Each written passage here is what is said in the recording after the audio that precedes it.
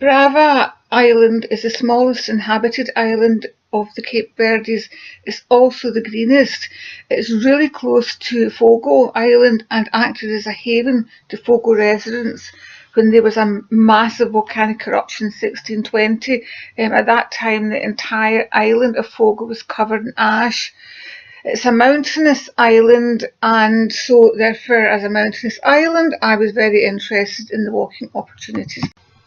We had 2 days in Brava Island, and on the first day walked up to Faja summit, 975 metres, which is the highest point in Brava Island, and here am I on the summit. The next day we walked down to Faja de Agua fishing village.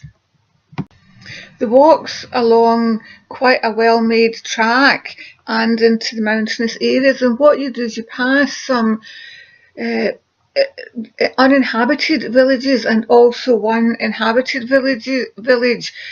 Then uninhabited ones you can see have all got this terracing, and there's a sign as to why the path is so well made, because this was previously an inhabited area.